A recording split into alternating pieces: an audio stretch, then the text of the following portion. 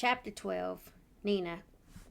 Dominic and I made it through security at the airport with no problems. We had the one carry-on bag that he brought. Our flight was fairly smooth, disembarking at the Harry Reid International Airport, making a pit stop, renting a car, and then heading to the Clark County Marriage License Bureau. We filled out our paperwork, paid the fee, and then the license was issued to us. Our appointment was scheduled for 1 p.m. with Elvis at the Graceland Wedding Chapel. Neither of us are necessarily Elvis fans, but for whatever reason, Dominic thought it would be amusing to have him officiate. He drives us along the Vegas Strip, and there are so many people, sights, and sounds. I'm thankful we're in a closed vehicle because I'm not sure I could have handled it all. It is overwhelming. This is my first visit to Sin City. Again, thankfully, we're only here to get married and eat lunch. At least that is what I hope the plan is. This is certainly not my kind of town. Visiting here is more out of expediency. I see the sign up ahead. This is getting real. In a few minutes, Dominic and I will be married, hitched, bound, joined together. My palms are sweaty at the thought of it. This is the first bout of nerves I've had about the idea of getting married. I couldn't imagine taking this journey with any other person. I know we haven't known each other long, but he has been amazing thus far. I can't wait to uncover more about him. He has taken care of me throughout this whole ordeal. For a man to accept responsibility for a baby that isn't his tells me all that I need to know about his character. Dominic parks the rental car. The wedding chapel is quaint. Looks like an old church building with a stone fireplace that has a cement steeple. There's a stone bridge that leads to a tiny courtyard with a small gazebo. He comes around to open my door, then leads me to the front door. We stand in a small foyer that leads to the tiny chapel with rows of beige pews and a small altar. A man comes walking out to us, and I have to admit he is a very good Elvis impersonator. From his hair, sideburns, glasses, rhinestones, and scarf. I'm doing everything I can not to burst out laughing. I cannot believe that Elvis, the king, is going to officiate our wedding. At least we will have a great story to tell. Elvis does his spiel and explains how the service will go.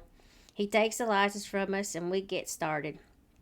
Dominic picked the Viva Las Vegas themed wedding package. Elvis escorted me down the aisle. He sang 2 songs and then got the vows out of the way. The whole thing went by in a blur.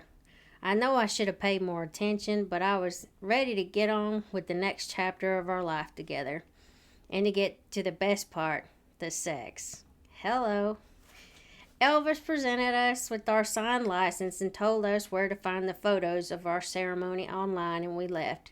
Hand in hand, Dominic and I take our first steps as a married couple. For lunch, he took me to the Hard Rock Cafe on the Vegas Strip. After lunch, we head back to the airport. It was a very quick trip, and I was completely okay with it. Vegas. We came, we saw, more like a visual assault, and we got the t-shirt and we got hitched. Enough said. Our plane touched down on Aurora Vista around 4 p.m. and we make the drive back home. The home Dominic and I will build together. The home we will build together for this baby. Life doesn't always go as planned, but sometimes disasters can lead to beautiful things. It led me to Dominic. It led me to this place in my life with a baby on the way. Dominic pulls up to our home and parks his big old truck. He hops out and comes to my side to help me down. Before he does, he grabs the bag he packed, slinging it over his shoulder. He puts an arm around my back and one behind my knees to carry me to the door. I throw my head back and laugh. Out of all the things we've done today, and over the last few weeks for that matter, this is the only thing that has been traditional, him carrying me over the threshold of our home. Well, and the fact that we haven't had sex or slept in the same bed. That will change now that we're married.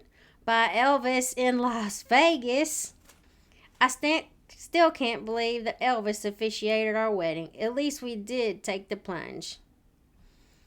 Dominic sets me down on my feet in our bedroom. This is the first time that I'll actually see this room. There's a California king-size bed below 4 square windows that allow in light, but they're too high for viewing outside. There's a door to the deck out back. The bedding is dark gray, and believe it or not, he has a few throw pillows in black and gray. I can see into the bathroom, and the double doors are open. There's a glass shower enclosure, and next to that is a garden tub. My heart is racing. Dominick is unpacking the bag. I'm just standing there, not sure what to do, where to sit, if I should even be in here. He must sense my nerves. He stops what he's doing. Are you nervous? We can take things slowly. I just want to see where you will be sleeping. A little. A lot. I was excited about the prospect of sex before, but now that we're here, I'm not so sure. Not that he's done anything to make me uncomfortable. I trust him implicitly, and I know that he wouldn't do anything to hurt me.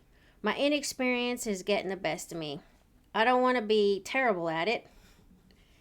Don't be. It's been a long time for me. I might be a little rusty. He chuckles, and that disarms me. He was engaged years ago, so that makes sense. We'll figure it out together. How hard could it be? I wouldn't know. I bite my bottom lip. It's gonna be okay. Do you want to take a shower? With me or without me? Whatever you want to do. I feel heat rush to my face and down below. Who knew him saying something like that would get this kind of reaction from me? Well, if I do this, it will be the first time to be willingly nude in front of a man. I want to say no, but then I remember that this is my husband. This is okay. This is right. There's nothing to fear with this man. We can discover one another together. I bite the bullet and say, yes, I'll shower with you. He leads me by the hand into the bathroom. He pulls my white blouse up and over my head slowly. I work at unbuttoning his black shirt. My hands are shaking as I release each button. I pull his shirt from the waistband of his jeans and undo the last couple of buttons.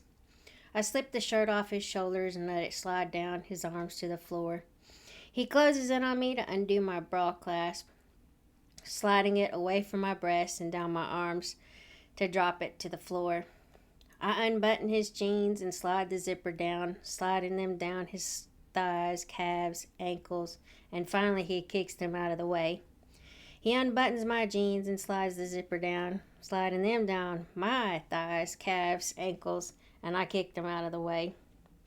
The last item in clothing on each one of us is his gray boxer briefs and my black lace panties.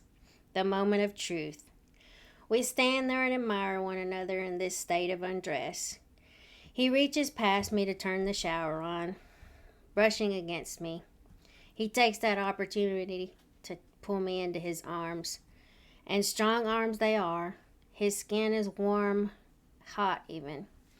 There are so many hard planes to his frame, but there is a softness, a tenderness in his touch. I've experienced hugs from this man, but now that we are skin to skin, my body is in meltdown mode. We still have these pesky undergarments to get rid of. I haven't felt all of him yet. He grabs the waistband of my panties and works them down my legs, taking in the view as he goes. I want to cover myself. As uncomfortable as I feel, I let him look. Might as well get used to it. I grab the waistband of his boxers and work them down his legs, taking in the view of him as I go. Oh my word. And a view it is. Dominick is huge. Everywhere. Now I'm worried. Muscles and it is indescribable. What I'm seeing, this feeling, it's almost too much. Dominick moves me into the shower enclosure. He grabs a bottle of shampoo and squeezes some into his hand and massages it into my hair and then some into his. He does the same thing with the body wash, massaging it all over my wet skin, being gentle while washing my lower body. His touch is exciting me, and all he's doing is getting me clean. His front is pressed to my back. I turned to face him, taking the body wash from him and massaging the liquid over his wet skin. I finally feel that if he's ready to have sex, then so am I. I want this man so bad. It's obvious he wants me. Really obvious. Extremely obvious. Overtly obvious. You would have to be sight impaired to not notice it. He takes the shower attachment and rinses me off and then himself. He turns the shower off and steps out, grabbing 2 oversized towels. He wraps one around his waist and uses the other to dry me off, gently patting my skin dry. This is definitely another first. To look at this huge man with such a rough exterior, the owner of a gun range, you wouldn't expect him to have a gentler side. The way that he looks at me and touches me makes him that much more attractive in my eyes. Never in a million years would I have fallen for someone like him, but here I am, relishing every minute of this and looking forward to more. He grabs my hairbrush and runs it through my blonde strands. I don't care if it dries, but I don't want a rat's nest in the morning. If he has anything to do with it, I'm guaranteed to have one anyway. He can mess up my hair anytime he wants to. I take the time to brush my teeth while he's drying himself off, brushing his hair and teeth as well. I walk out of the bathroom to our bedroom, dropping the towel to the floor and lifting the sheets and blankets, climbing in.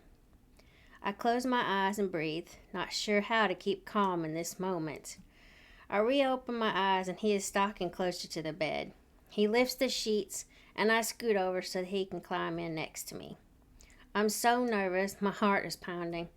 I can hear my blood rushing in my ears. Dominick rolls to his side and pulls me close. Our bodies are touching chest to chest. He rests his arm under my head and his other is trailing down my side to come rest on my hip.